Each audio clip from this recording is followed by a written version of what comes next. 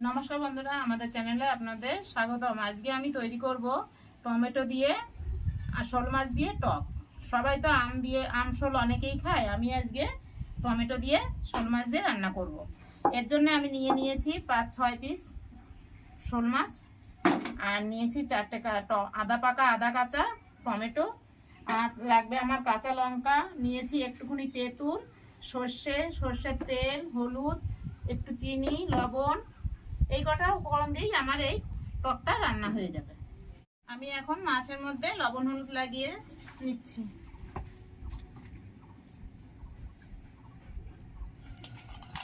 লবণ হলুদটা লাগানো হয়ে গেল। এখন আমি গ্যাসটা জেলে মাছটা ভাজা বসিয়ে দেবো। কড়াই গরম হয়ে গেছে, মাছ ভাজার জন্য আমি কড়াইতে তেল দিয়ে দিই। তেলটা আমার গরম হয়ে গেছে, ধোয়া উঠছে। এখন আমি এর মধ্যে মাছগুলি আস্তে আস্তে ভেজে নেব। আমি একসঙ্গে সব মাছগুলো দিচ্ছি না, 4 পিস দিলাম আর এই 3 পিস থেকে গেল। আর এই মাছ ভাজা হতে হতে আমি টমেটোগুলি ধুয়ে কেটে নিচ্ছি। টমেটোগুলি আমার সব কাটা হয়ে গেল। এই যে এইভাবে আমি বীজ ফেলে কেটে নিয়েছি। এই বীজগুলি আমি আলাদা রেখে দিয়েছি। হ্যাঁ, এরকম মোটা করেছি, বেশি মোটাও না বেশি সরুও না। এইভাবে আমি টমেটোটা কেটে নিয়েছি। মাছগুলি আমার সব ভাজা হয়ে গেল। আমি এই বাটির মধ্যে নামিয়ে রেখে এবার এই যে কড়াইতে যে তেল আছে মাছ ভাজার, এই তেলের মধ্যেই একটা শুকনো লঙ্কা আর 1 চামচ মতো, ছোট চামচের 1 চামচ মতো সর্ষে ফোড়নের পর দিয়ে দিচ্ছি। সর্ষেগুলো আমার হয়ে গেছে, পুড়ে গেছে। এখন আমি এর মধ্যে টমেটোগুলি ঢেলে দিলাম। দিয়ে দিচ্ছি পরিমাণ মতো লবণ। আপনারা যেমন লবণ খাবেন তেমনই দেবেন লবণটা, এটা তো আর বলা যায় না।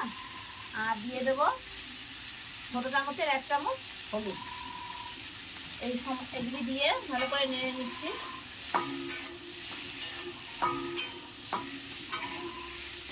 একটু ভাজা ভাজা হবে, তারপরে আমি এর মধ্যে জল দিয়ে দেবো।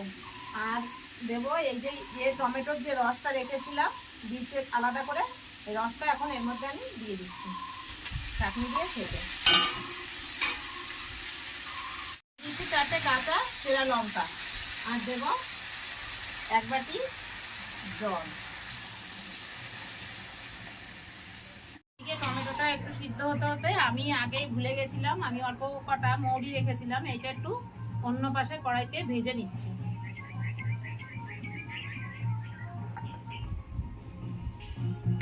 আমি যে তেঁতুল বলেছিলাম রেখেছি, দুই কোয়া মতো তেঁতুল ভিজিয়ে রেখেছিলাম, সেইটা আমি এই এখন টমেটোর মধ্যে দিয়ে দিচ্ছি। বন্ধুরা, আপনারা কি কখনো কেউ এই টমেটো দিয়ে শোল মাছ খেয়েছেন?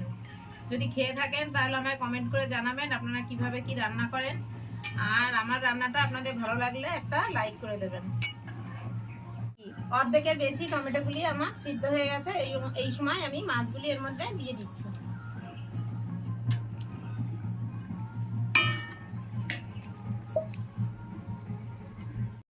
আমার টমেটোতে একটু লবণ কম আছে, ওর জন্য আমি আবার 1/2 চামচ লবণ এর মধ্যে দিয়ে দিচ্ছি। আর এই সময় আমি সামান্য একটু চিনি দেবো, 1 চামচ মতো। তরকারিটা আমার হয়ে এসেছে।